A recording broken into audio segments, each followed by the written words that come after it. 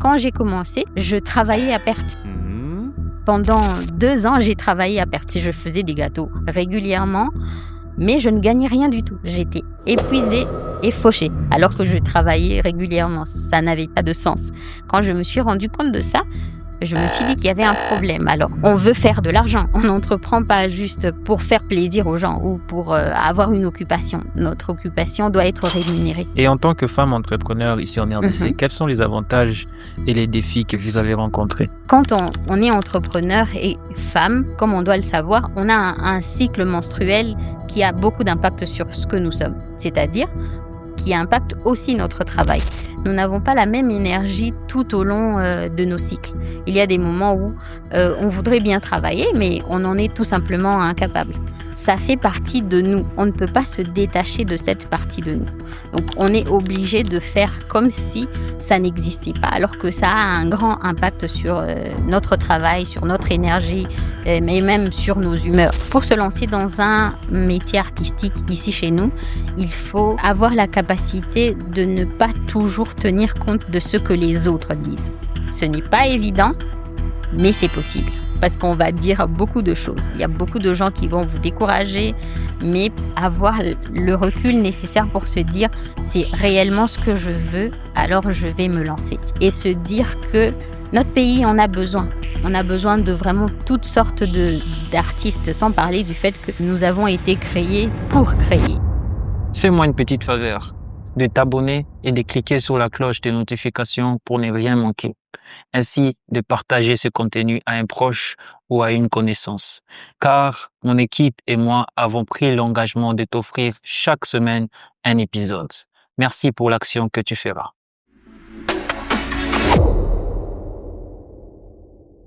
Vous êtes dans la pâtisserie et c'est une passion pour vous. Oui. Mais avant que je puisse entamer dans les questions, j'aimerais savoir, et mes auditeurs aimeraient savoir qui est réellement Marlène. Eh ben, c'est généralement une question assez difficile à laquelle il faut répondre. Ok. Vu que je suis ici en tant que cake designer, je commence par là. Oui. Donc, je suis cake designer, c'est-à-dire que je fais des gâteaux ou des pâtisseries personnalisées depuis maintenant 6 ans. Mhm. Et à Lubumbashi, bien entendu. Même si mes pâtisseries sont déjà allées un peu plus loin aussi. Je suis mariée. Je n'ai pas encore d'enfant. Je suis passionnée de lecture et d'écriture. J'aime beaucoup lire et écrire. Je suis passionnée aussi d'entrepreneuriat. Pas forcément de pâtisserie, mais je voudrais entreprendre si possible dans d'autres domaines parce que c'est quelque chose qui me passionne. Qu'est-ce qu'il faudrait ajouter d'autre sur moi? Je suis introvertie, ce qui fait que l'exercice d'aujourd'hui me demande beaucoup de courage. Beaucoup de courage. Oui, parce que je suis pas dans ma zone de confort. Mais c'est bon de sortir de sa zone de Ah oui, confort. c'est important. Oui. Ce n'est pas toujours agréable, mais c'est important. Ok. Qu'est-ce que les cake design représentent pour vous? Parce que c'est une passion. Qu'est-ce qui vous a poussé de vous lancer dans ça exactement ici en RDC au Congo? D'accord. Bon, au départ, je dois dire que ce n'était pas une passion comme la plupart des gens aiment les choses avant même de les découvrir. Moi, je peux dire que le cake design m'a choisi. Ce n'est pas moi qui l'ai choisi. Parce que la première expérience que j'ai eue, je peux dire, on m'a forcé à le faire. Je ne voulais pas. C'était quelque chose que je ne voulais pas tenter. Mais un ami que j'avais rencontré à l'université, qui aujourd'hui est devenu mon mari, m'a poussé à apprendre à faire des pâtisseries. Parce que quand on s'est rencontrés à l'université, on avait décidé de lancer un business ensemble, d'accord. Et comme on cherchait encore à quoi faire, il avait un ami qui faisait de la pâtisserie. Alors il m'a dit, ça pourrait être intéressant que tu apprennes à faire ça. Je me suis dit, bon, c'était pas quelque chose qui me tentait, mais je me suis dit pourquoi pas. Un peu à contre-cœur aussi, hein, mais j'y suis allée. Mais j'ai apprécié l'expérience et c'est comme ça que tout a commencé. Et de fil en aiguille, là, c'était juste vraiment de la pâtisserie basique. C'était très, très simple. Rien à voir avec les gâteaux que je fais aujourd'hui. Mais en en faisant cet exercice-là, en apprenant, j'ai beaucoup apprécié. Surtout que je me souviens, comme j'avais des neveux à la maison, j'avais l'occasion de leur apprendre aussi quelque chose. Ça m'a permis de plus apprécier la chose et de fil en aiguille, je me suis lancée dedans. J'aime bien les termes que vous utilisez, des fils en aiguille. OK. Et comment est-ce que vous avez perfectionné cela? Ah OK. Est-ce que vous avez fait des formations ou quelque Mmh. chose? Donc comme je disais, au début, c'était vraiment un exercice avec une personne qui, elle, était déjà dans la pâtisserie. C'est un ami. Aujourd'hui, c'est un ami, hein. Après, j'ai dû faire une formation parce que je me suis rendu compte que ce que j'apprenais, c'était assez basique.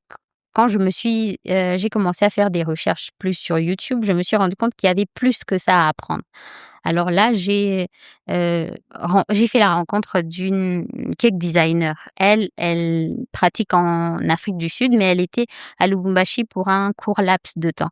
Alors, on me l'a présentée et j'ai eu l'occasion d'apprendre avec elle pendant environ 6 mois. Hein? C'est comme ça que j'ai vraiment appris à décorer des gâteaux, à faire des achats qui concernent ce domaine-là en particulier. Et après, j'ai dû suivre une autre formation. Cette fois-là, c'était en ligne avec une cake designer, qui est en France, même si aujourd'hui elle vit ici maintenant Ah, en RDC, mais à l'époque, elle était en France. Donc cette formation-là était un peu différente. Elle n'était pas sur la pratique, comment, faire un gâteau et tout le reste, mais c'était sur la vente des gâteaux. Parce qu'il y a une très grande différence entre faire des gâteaux et vendre des gâteaux. ah bon? Exactement. OK. Mmh. Donc c'est comme ça. Donc j'ai dû suivre, 2 formations, on peut dire, de façon, à proprement parler. Sinon le reste du temps, j'apprends constamment, hein, en lisant, en cherchant sur, des tutos sur internet. C'est constamment que je fais ça. Donc c'est aussi une sorte de formation. Vous avez mentionné qu'il y a une différence entre faire le gâteau et Mmh. vendre le gâteau. Ah oui. C'est quoi réellement la différence? La différence se trouve sur le fait que, la plupart du temps, lorsqu'on on voit un gâteau, sur internet ou je sais pas, sur une table, ou au supermarché, tout ce qu'on voit, c'est la matière première que ce gâteau a exigée, c'est-à-dire de la farine, du sucre, de la levure, de la vanille, ou encore du beurre. Mais, lorsqu'on décide de se comment dire? De se professionnaliser dans le cake design, Mmh. on ne tient pas compte que de la matière première. Il y a la compétence dont il faut tenir compte, il y a le temps de travail et le temps de travail implique tout le temps que l'on prend pour réaliser ce gâteau-là. C'est-à-dire, on part du moment où on prend, la commande d'un client. C'est-à-dire le temps que ça nous prend de discuter avec lui, de, faire son devis parce que dans la personnalisation, on ne fait pas tous les gâteaux pareils et le client, il le prend juste tel qu'il est. Non, il doit choisir ce qu'il veut. Il choisit sa saveur, il choisit ce qu'on doit mettre dans son gâteau parce que tous les gâteaux ne sont pas, les mêmes à l'intérieur et encore moins à l'extérieur. Ah, Donc il doit choisir ça. On doit prendre le temps que l'on prend pour aller faire les courses parce que c'est du temps. La plupart du temps, nous, on mange un gâteau en 5-10 minutes, on l'a terminé. oui, Mais la confection d'un gâteau peut prendre, d'ailleurs, il prend minimum 3 heures du temps. 3 heures. Oui. Le gâteau que vous mangez, en 5 minutes et ben, il vous prend, 3 minimum, hein, et ça, c'est un gâteau basique qui n'a pas demandé beaucoup trop de choses. Mais sinon, il y a des gâteaux qui peuvent vous prendre 20 heures. Les gâteaux de mariage, c'est le cas, par exemple, et il OK. faut tenir compte de ça. Donc dans la vente, on ne tient pas compte que des matières premières, sinon, un business ne tiendrait pas grâce à ça. Donc il faut tenir compte du temps, il faut tenir compte de la compétence et puis il faut tenir compte de la marge. Parce que quand on est entrepreneur, on veut faire de l'argent.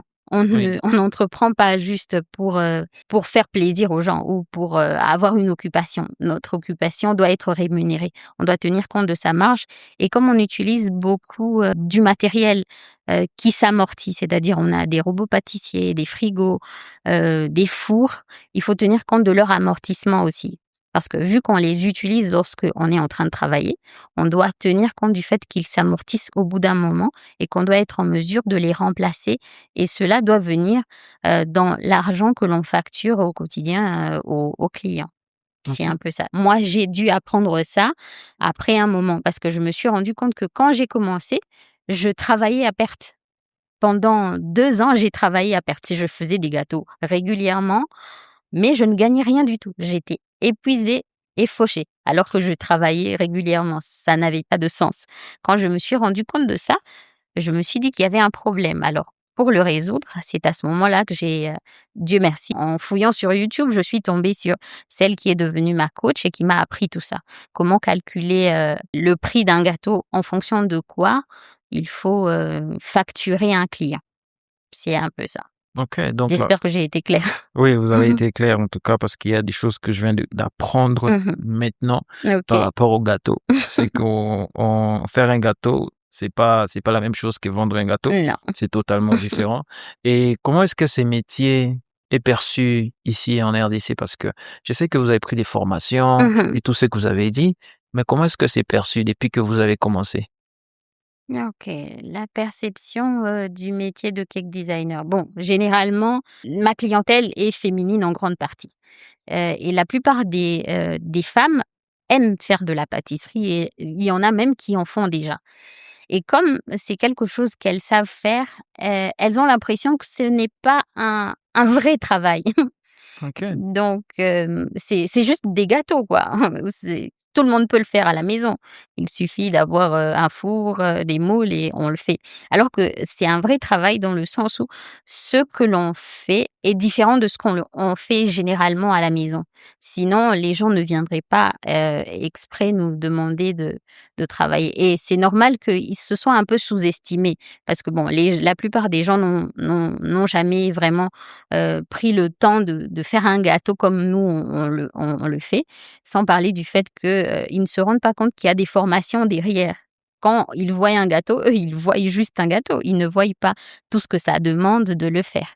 Donc c'est normal qu'on le sous-estime, mais au fur et à mesure, on se rend compte que, c'est un travail comme un autre. Il est juste créatif. On peut le faire depuis sa maison ou depuis une cuisine, professionnelle. Ça change pas grand-chose, mais il mérite qu'on lui accorde, de la valeur parce qu'il en a. Il apporte une réelle valeur. Avoir un gâteau, sans thème, un gâteau, sans crème, c'est très différent d'un gâteau personnalisé avec, des personnages de dessins animés ou de films. C'est vraiment très différent et pour ça, ça a de la valeur. Et quels sont les défis que vous avez déjà rencontrés jusque-là quand vous avez commencé à vos débuts à Mmh. entreprendre dans le métier de cake design? OK. Mon plus grand défi a été et reste d'ailleurs, OK, non, en fait, pour le contexte local aussi, reste, le courant électrique. Donc, les OK. les problèmes en cake design, l'électricité est capitale Mmh. parce qu'on a besoin du chaud pour cuire les gâteaux et on a besoin du froid pour, permettre à ceux qu'ils restent en bon état, qu'il n'y ait pas, d'intoxication alimentaire et tout le reste. Donc sans le courant, on ne peut pas vraiment parler de cake design et bon, comme tu dois le savoir, ici chez nous, on a de très sérieux problèmes en termes L'électricité. d'électricité. Donc ça, c'est vraiment le plus grand défi. Il n'y en a pas eu un qui a été plus grand que celui-là jusque-là. Mais il y en a un autre qui concerne, par exemple, des choses que l'on ne peut dont on ne peut pas se procurer ici sur place. Donc il faut forcément les avoir à l'étranger. Principalement en Zambie, c'est plus facile d'avoir certains ustensiles, certaines décorations. La pâte à sucre, par exemple. OK. Nous, ici, chez nous, on n'en produit pas. Celle qu'on utilise généralement vient soit d'Afrique du Sud, soit de Zambie. Mais on se rend compte qu'on peut en avoir ailleurs parce que, je me souviens une fois, j'ai une amie proche à une grande sœur qui a été au Canada et quand elle est partie là-bas, elle m'a acheté du matériel qui venait de là et et elle a apporté certaines choses qui venaient de là et quand on doit, comparer les qualités de ce qui vient, par exemple, du Canada Et ceux qui viennent d'Afrique du Sud, on voit qu'il y a une réelle différence. Et très souvent, vous le savez très bien, les gens prennent leurs inspirations sur internet. Exact. Donc les gâteaux qu'ils veulent qu'on reproduise sont faits en Russie, je sais pas, en France et tout le reste, et ils veulent qu'on les reproduise à Lubumbashi. Mais il y a des choses que l'on ne trouve pas à Lubumbashi. Donc on est obligé de s'adapter à notre contexte pour, pour essayer de satisfaire le client. Ce n'est pas toujours évident et la plupart des gens ne comprennent même pas. On peut leur expliquer que, par exemple, ça, si on vous demande vous voulez un tel gâteau, il va falloir que l'on passe une commande express. En Zambie, on a un fournisseur, il peut prendre 3 à 4 jours pour nous l'envoyer. Donc si vous venez un jour à l'avance pour commander un tel gâteau, ce ne sera tout simplement pas possible à faire. Il faut commander une semaine à l'avance pour que, ce soit plus facile pour nous et surtout possible, d'exécuter la commande que vous demandez. Mais ici chez nous, on a un très sérieux problème et ça, c'est un autre défi. Les gens, commandent leurs gâteaux généralement la veille, sinon le jour même. On a essayé par tous les moyens Oui. d'expliquer que c'est beaucoup mieux. Chez nous, c'est comment dire? On a un délai de 48 heures pour un gâteau d'anniversaire, c'est-à-dire qu'il ne demande pas forcément beaucoup de choses et de 2 semaines pour un gâteau de mariage. Alors que, par exemple, lorsque moi j'ai suivi ma formation, on exige pour un gâteau d'anniversaire, il faut le commander 2 semaines à l'avance et pour un gâteau de mariage, c'est même 3 mois à l'avance. Par OK. exemple, dans le cadre de, ma formation, j'étais avec, plusieurs autres cake designers, mais elles étaient principalement en Belgique et en France. Pour elles, c'était ça les délais. Donc 2 semaines pour un gâteau d'anniversaire et 3 mois pour un gâteau de mariage. Chez nous, ce n'est tout simplement pas possible. Personne ne fait ça. Il y a vraiment très peu de gens qui arrivent à respecter les délais. Nous, on a essayé, on connaît notre contexte, notre culture.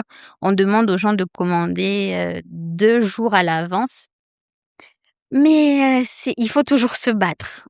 Du coup, comment vous faites? Comment vous faites alors? Parce que généralement, vous avez dit Mmh mh. confectionner un gâteau pratiquement simple, c'est Mmh mh. 3 heures Mmh. et un gâteau de mariage, c'est 20 heures. Du coup, si un client venait vers vous et dit que non, à la veille, Mmh. que non, j'ai besoin d'un gâteau et c'est pour demain, Mmh. comment vous faites? Bon, au début, c'était la norme puisque je n'avais pas une forte demande. Donc au Mmh. début, c'était normal qu'une personne demande, d'être livrée. Elle appelle peut-être à 13 heures et elle veut un gâteau pour le lendemain. C'est facile puisqu'il y a que cette commande-là. Donc, le temps que puisque la personne doit confirmer sa commande en payant soit la totalité, soit une partie de l'argent. Comme ça me permet de faire les courses, de travailler et à ce moment-là, je travaillais toutes les nuits et c'était normal puisque quand j'ai commencé, je travaillais, dans la cuisine de mes parents. Mmh. C'était plus facile.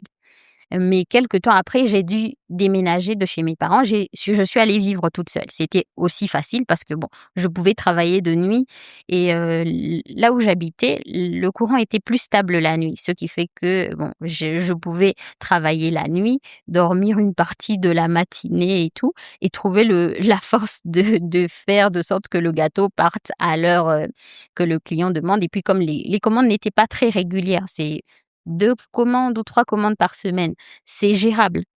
Mais lorsqu'on s'est lancé sur les réseaux sociaux, là, c'était devenu autre chose. Les commandes, vous avez 20 personnes qui vous contactent tous les jours. Ce n'est pas possible d'accepter de prendre les commandes, de la veille et de respecter le délai de 24 heures. C'est comme ça qu'on a demandé aux clients de commander si possible 48 heures à l'avance parce que c'est possible dans ce délai de discuter avec le client, de comprendre ce qu'il veut exactement et de lui proposer si ce n'est pas dans son budget parce que ça aussi c'est souvent un problème, de lui proposer quelque chose qui rentre dans son budget et qui va le satisfaire. Donc 48 heures, c'est faisable et on accepte facilement. Mais aujourd'hui, depuis 2025, ce n'est plus possible d'avoir un gâteau, commandé la veille. Ok. Tout simplement impossible. Sauf les rares cas où ça peut arriver, c'est en semaine, parce que généralement les jours qui sont les plus sollicités, c'est vendredi, samedi et dimanche. Donc en semaine, il y a un peu moins de commandes, on peut accepter. Ça peut arriver pour certaines personnes qui par exemple les clients très réguliers, on sait que lui, si il ne prend pas un gâteau chez nous, il ne le prendra nulle part ailleurs. Donc on va se faire violence, mais sinon c'est tout simplement un non. On ne peut pas résoudre ce problème-là parce que on est incapable de faire ça. Ce n'est Oui. pas de la magie. On voudrait bien, mais on Alors, en est tout simplement incapable. comment on sait qu'un gâteau est Mmh. bien fait? Comment on sait qu'un gâteau est bien fait? Oui, Là, je dois parler en tant que celle qui les fait ou celle qui doit apprécier, les deux. comment on sait? Quand on le fait, c'est facile de le savoir. Bon, il y a des bases à respecter, des règles à respecter. Un gâteau, généralement, moi, j'aime bien faire des gâteaux en hauteur, c'est-à-dire un gâteau vraiment haut. Il peut être assez, petit en largeur, mais en hauteur, il faut qu'il soit vraiment, très haut et pour ça, il faut qu'il soit droit et pour avoir un gâteau droit, il faut respecter certaines étapes. Heu, les layers, comment je peux appeler ça pour que tu comprennes? Les Layer. couches, Bien. tu vois? Les couches du gâteau, Oui, je parce qu'il y a comprends. des couches qu'on empile pour avoir un long gâteau, doivent avoir la même grandeur, Mhm. le même poids si c'est possible parce qu'en pâtisserie, il faut peser pratiquement tout Ok. pour être sûr qu'on ne dépasse pas. Et puis, pour la sécurité, il faut mettre, ce qu'on appelle chez nous des dowels. Ce sont des tiges qui peuvent être en plastique ou en bois pour permettre à ce que, même quand on se déplace avec le gâteau, il puisse tenir quand même. Donc quand on a ces bases-là, on sait qu'un gâteau est bien fait. Mais s'il faut regarder, il faut tenir compte aussi des goûts, et il y a aussi certains gâteaux en termes de texture sont plus bons que d'autres et là, ça dépend de chaque cake designer. On peut avoir des recettes de toutes sortes et là, c'est chacun qui voit donc Parce que les clients s'intéressent mmh plus à ce qu'ils voient. oui. Ok, lorsqu'un client vient, il vient avec le design de son gâteau. Il dit Mmh que moi, je veux un gâteau comme ceci. Est-ce qu'il s'intéresse plus aussi à vouloir savoir c'est quoi le goût qu'il veut? Ah, ça, au début, non. La plupart des gens ne venaient qu'avec une image. Ils n'ont pas besoin de savoir ce qu'il y a à l'intérieur. Alors que un gâteau peut être très beau visuellement, mais il est pas bon, hein. Oui. Pourtant, c'est toujours mieux d'allier les 2. C'est Mmh. c'est quoi la différence entre un cake ou un gâteau qu'on trouve dans un supermarché Mmh. et celui qu'un cake designer le fait? Fait, OK. Heu, au supermarché, les gâteaux sont faits à la chaîne. C'est-à-dire qu'on fait plusieurs gâteaux, du coup, parce que d'abord, il y a une grande main-d'œuvre, il y a plus de stock parce que bon, les supermarchés ont plus de moyens, heu et surtout, on les fait ils ne sont pas personnalisés. Ils sont faits de la même manière, tous. Généralement, on peut faire 3 ou 4 modèles qu'on expose et quand vous avez besoin d'un gâteau, vous venez, vous le choisissez sur place et généralement, les gâteaux de supermarché, vu qu'ils sont conservés, de manière, comment je peux dire?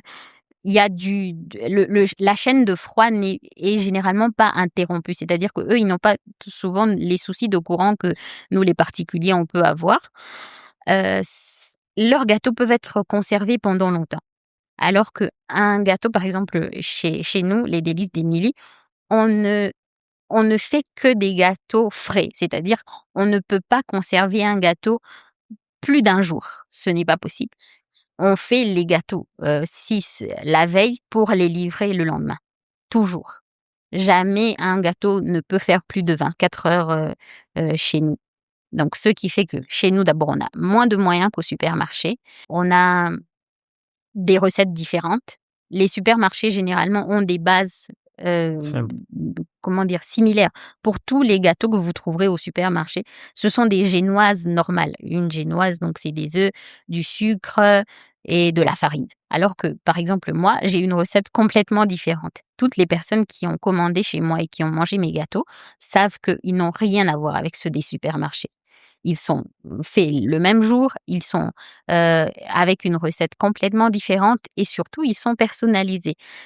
Quand vous venez à demander une cotation pour un gâteau chez nous, vous avez droit à un formulaire que vous devez remplir. Vous le remplissez avec tout ce que vous voulez de particulier. Vous avez le droit de choisir votre saveur, puisque tous les gâteaux ne sont pas les mêmes à l'intérieur. Ils peuvent se ressembler à l'extérieur, mais ils ne sont pas pareils à l'intérieur. Vous avez le droit de choisir votre saveur, la couleur, la dimension. Ça aussi, c'est une différence. Au supermarché, généralement, c'est la même La même dimension dimension. pour tous les gâteaux, alors que chez nous, vous choisissez vous-même la dimension que vous voulez. La forme aussi, ça, c'est à vous. Donc, c'est un peu ça les grandes différences qu'il y a. Et c'est quoi la durée exacte de vie pour un gâteau? On fait des gâteaux qui peuvent durer jusqu'à 2 semaines quand ils sont bien conservés. Donc, Ok. chez nous, ils ne prennent pas plus de 24 heures, mais chez vous, vous pouvez les garder jusqu'à 2 semaines. L'idéal, ça serait de les manger en 1 semaine, hein, mais ils peuvent rester comestibles jusqu'à 2 semaines tant que la chaîne de froid n'est pas interrompue, qu'il n'y ait pas de coupure de courant, parce que la crème et par exemple, quand on met des fruits dans un gâteau, il ne faut pas qu'il soit en dehors du frigo pendant plus d'1 heure. Sinon, on risque une intoxication alimentaire vu que les fruits peuvent fermenter et tout le reste. Donc la pâtisserie, ça peut être très, très fragile ce qu'on met à l'intérieur.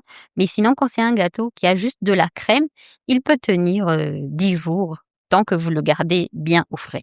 J'ai vu sur les réseaux sociaux une Mhm. fois, je crois c'était dans un mariage, Oui. il y avait un très grand gâteau. Mhm. Et du coup, le gâteau, c'était pas réellement le gâteau, Ok. mais c'était juste la forme, Ah, ce qui d'accord. était présenté. Mhm. Mais après, les mariés devraient partir à une place pour couper Mhm, la mhm. partie du gâteau. Pourquoi cela est fait? Il y a des gâteaux qui sont très particuliers. Par exemple, les gâteaux très grands et très hauts. Généralement, ce ne sont pas des vrais gâteaux. Pour une question de moyens d'abord, parce qu'un vrai gâteau, s'il faut le faire très grand, il Mhm. va demander beaucoup plus que si on prend des faux gâteaux. C'est-à-dire que ce sont des gâteaux en polystyrène, des formes en polystyrène, une matière un peu comme de la mousse, mais en forme de gâteau qu'on utilise pour permettre à ce qu'on puisse avoir aussi plusieurs formes différentes. Les vrais gâteaux sont un peu capricieux. Alors que si on a des formes en carton ou en chiffon, on peut en faire ce qu'on veut. Alors que si c'est un vrai gâteau, c'est un peu plus compliqué. Alors on choisit de faire des faux gâteaux comme ça nous prend moins, ça demande moins et puis on gaspille moins parce qu'il y a aussi des gâteaux que l'on peut faire qui sont très grands, mais tout le monde ne les mange pas et puis après on est obligé de les jeter. Alors que si c'est en papier ou en carton, on n'a pas besoin de gaspiller en fait, inutilement. Donc, c'est juste pour éviter le gaspillage. Exactement. Ok. Et en tant que femme entrepreneur ici en RDC, Mhm. quels sont les avantages et les défis que vous avez rencontrés? Ok. Bon, pour les défis, principalement quand j'ai commencé surtout sur les réseaux sociaux, je ne voulais pas me montrer. Je ne montrais que mes créations, que les gâteaux et tout le reste. Alors quand j'ai suivi ma formation, on m'a fait comprendre que bon, les réseaux sociaux, comme on dit, ils sont sociaux. C'est pour réellement des gens. Oui. Les gens interagissent avec d'autres personnes. Ils n'interagissent pas avec des choses ou des gâteaux, dans mon cas. Alors il vaut mieux de temps en temps se montrer. Ou sinon, montrer ce que l'on fait, montrer qu'on sache que derrière ces gâteaux, il y a une vraie personne et que l'on sache qui c'est. Donc, je me souviendrai toujours de la première fois que j'ai mis une photo de moi sur, les différents réseaux sociaux. Pour moi, c'était une publication comme une autre, hein. Je mettais juste une photo, de moi en tenue de pâtissière et tout le reste. Mais c'est une des meilleures publications. Je n'en ai jamais eu une qui ait aussi bien marché sur les réseaux. Il y avait beaucoup de j'aime, beaucoup de commentaires. Les gens étaient vraiment très enthousiastes. Alors, mais qu'est-ce qui en a découlé? Oui. Alors, comme je suis une femme, c'est par rapport à cette question, mes différentes messageries Facebook, surtout Facebook et Instagram, il y a eu des tas et des tas de personnes qui voulaient maintenant devenir amies ou, je sais pas, discuter avec moi sur des sujets qui n'avaient rien à voir avec ce dont je parlais. OK. Donc, des gens qui venaient me demander si je pouvais leur trouver une femme. Et en ce qui concerne les hommes, beaucoup d'hommes qui voulaient me prendre en mariage, qui me faisaient des avances. Donc, et surtout, des gens qui venaient vous parler de tout, sauf des gâteaux. Et ça, c'est un problème. Alors que dès le départ, ça se voit, c'est plus, quand on va sur la page, c'est plus des gâteaux OK. que des visages de personnes. Mais les gens viennent vous parler d'autres choses par rapport au lieu de vous parler de ce dont vous êtes, comment dire, vous êtes là sur les réseaux. Oui. Donc ça, je pense que c'est un défi. Au début, je ne comprenais vraiment pas pourquoi ça se faisait. Et au fil des années, j'ai fini par m'habituer, en quelque sorte.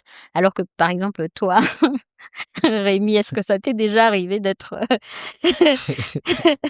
En termes de réseaux sociaux, oui, très souvent ça OK, arrive, ça oui. ça arrive aussi, OK. Oui, ça arrive. Je pensais pas que ça arrivait autant aux hommes, qu'aux femmes. Oui. OK, mais en tout cas, ce n'est pas quelque chose à quoi je m'attendais et au début, c'était déstabilisant parce que je me disais: «Les gens devraient, parler de ce dont on veut qu'on leur parle, puisque ce qu'on leur montre, ce sont des gâteaux, ils devraient parler que des gâteaux».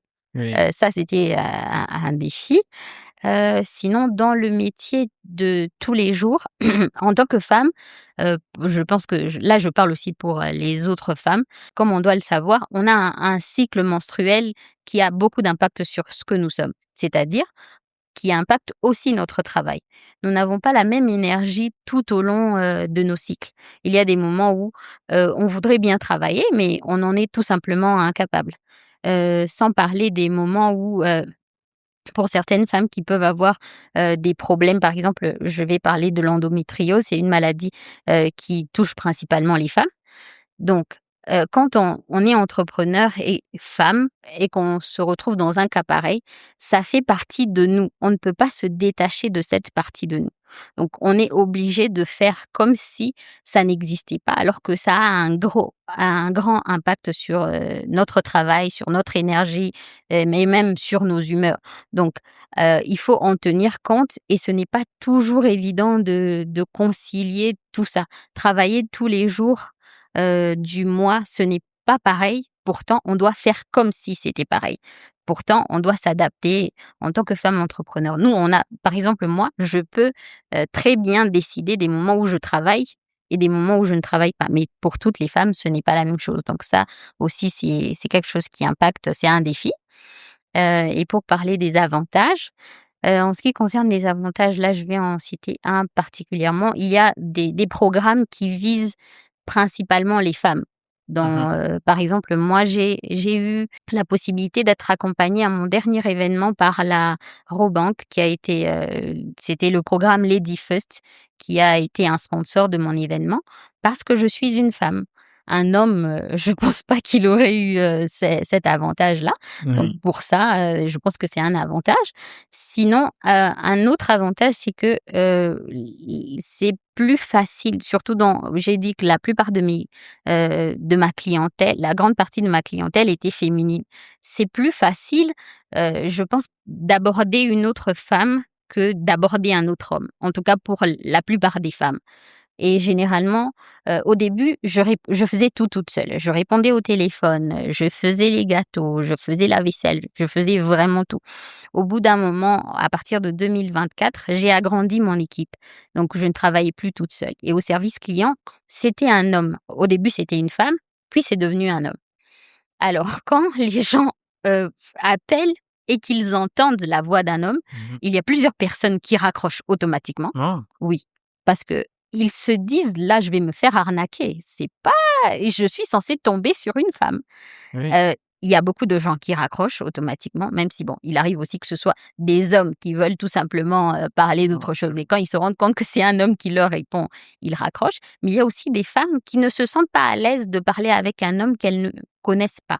Donc, alors que quand c'était une femme qui répondait au téléphone, ce n'était pas directement moi. Elle faisait comprendre à la personne qui appelait que non, ce n'est pas Madame Émilie, vous parlez à quelqu'un d'autre. Elle est là pour le service client et c'était sans problème. Mais quand c'est un homme, on a senti qu'il y avait une vraie différence. Donc, je peux dire que ça aussi, c'est un avantage.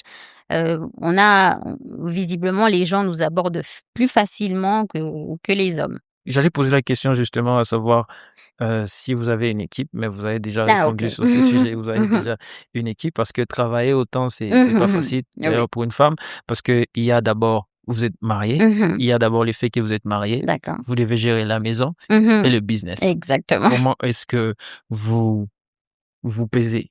Ah, ok. Je dis toujours que moi, j'ai 2 journées. J'ai 2 journées de travail. Parce que quand je commence, c'est vrai que je commence ma journée généralement au travail puisqu'il faut commencer très tôt. Et puis, dans la soirée, il faut s'occuper aussi de la maison. Comment j'arrive à concilier? Bon, ce n'est pas évident. La plupart des femmes vous le diront. Mais, je me sens privilégiée parce que bon, moi, encore une fois, j'ai épousé, quelqu'un que je connais, donc qui me soutient beaucoup, avec qui d'ailleurs je travaille. Donc, c'est très facile de, comment dire? De me sentir épaulée. Et puis, vu que je suis une femme, mais qui n'a pas encore d'enfants, donc, je n'ai pas les soucis pour m'inquiéter de: «Mes enfants, ils sont où? Ils vont faire quoi? Ils ont mangé quoi?» Donc de ce côté-là, je me sens très privilégiée parce que je gère plus ou moins facilement. Donc de ce côté-là, pour moi, ce n'est pas un réel défi, même si le travail reste plus fatigant que la maison. Je comprends, Mmh. je comprends. Et si je dois revenir sur les réseaux sociaux, quel est l'impact réel que les réseaux sociaux ont apporté dans votre business? Ah, OK.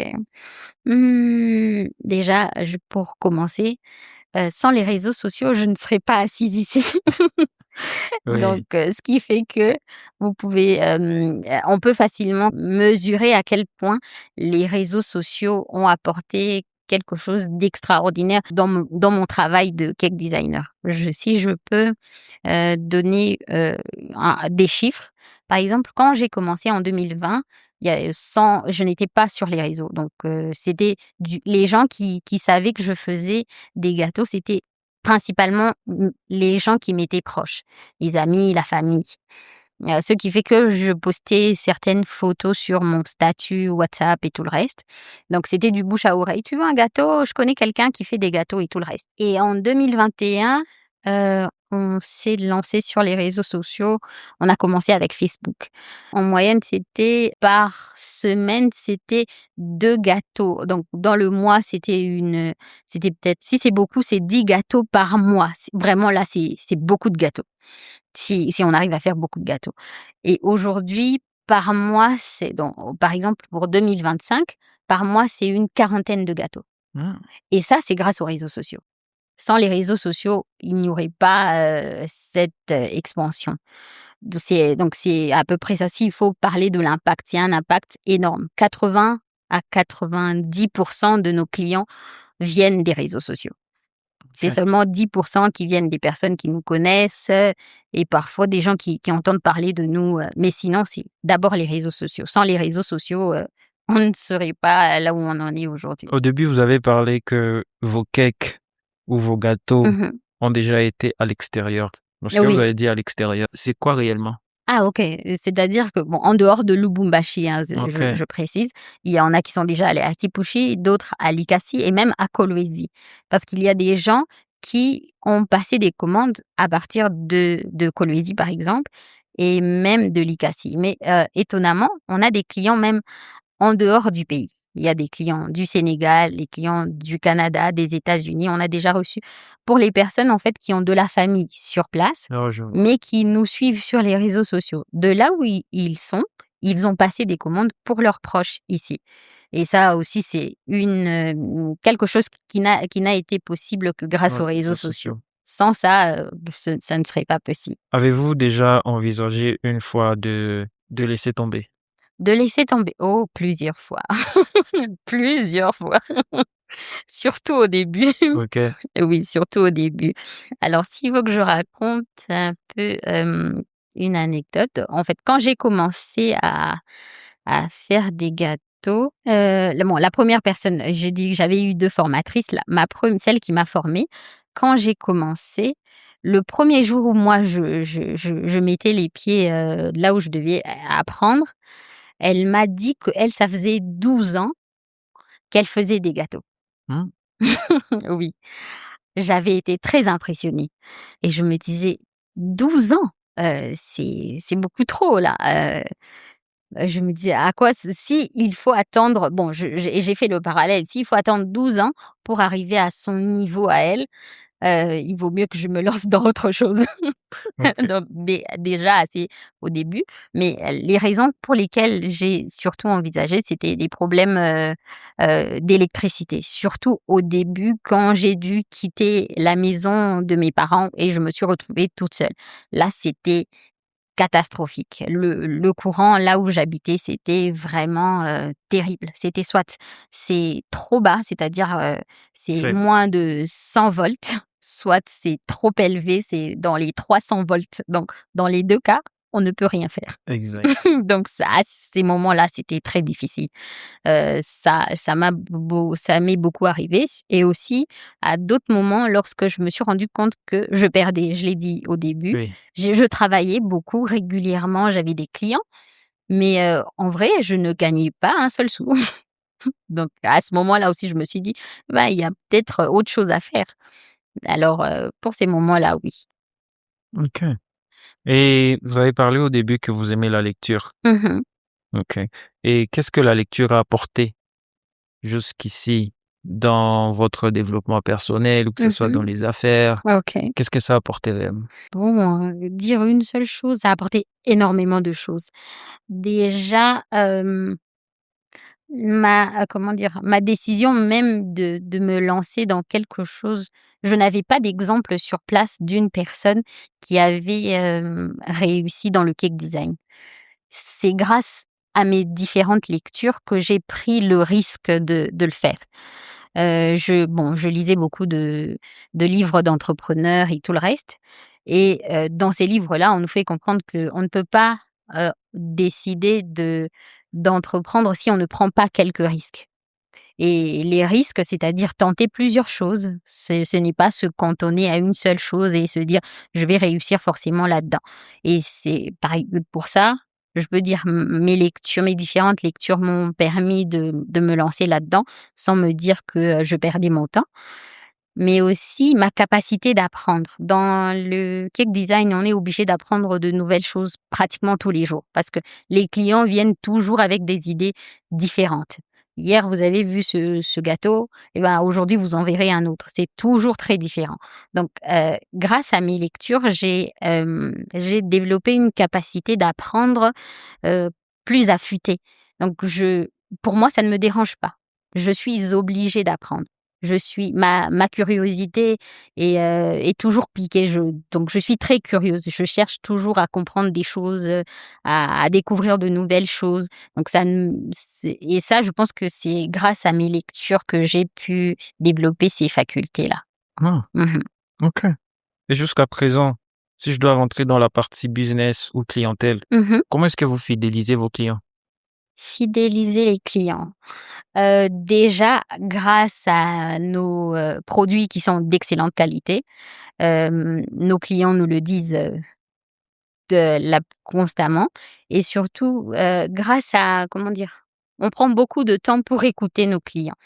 C'est vrai qu'il y en a, qui peuvent se plaindre au début. Par exemple, j'ai parlé du fait que nous, chez nous, avant d'avoir la cotation de son gâteau, il faut remplir un formulaire. Exact. Généralement, quand on dit ça à quelqu'un, il trouve que ça c'est comme une perte de temps.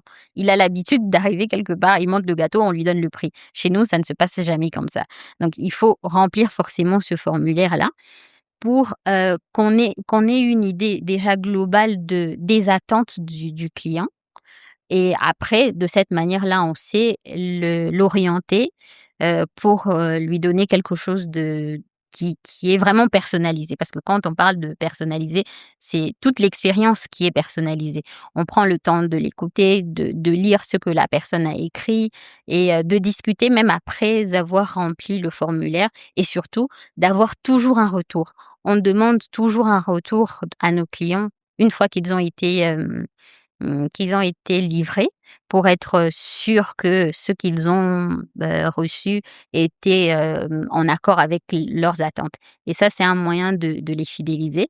Et puis depuis un bon bout de temps, comme on a une bonne base clientèle, on garde toujours une trace de chaque commande.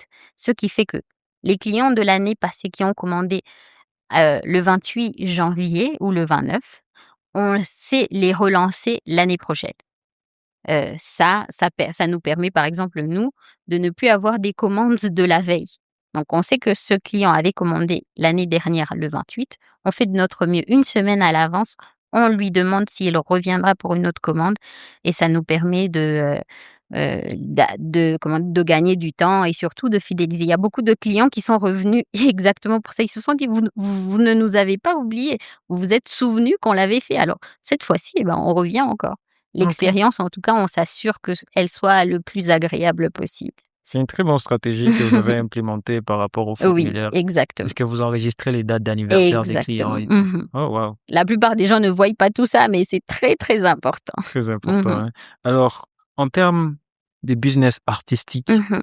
ici en RDC, quel est le conseil que vous aimeriez donner à quelqu'un qui voudrait se lancer dans un business comme tel? Ok. Pour commencer, ce n'est pas évident dans notre contexte, dans le contexte de notre pays. La façon dont on a été élevé, par exemple, je vais donner mon exemple. Mes parents me voyaient soit médecin, soit avocate.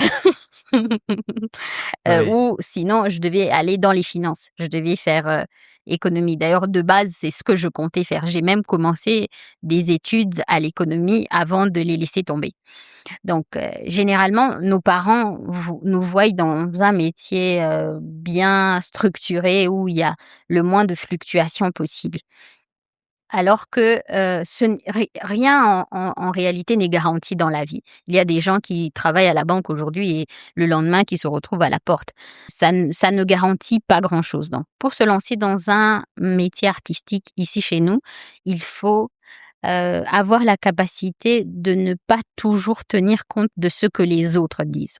Ce n'est pas évident, mais c'est possible.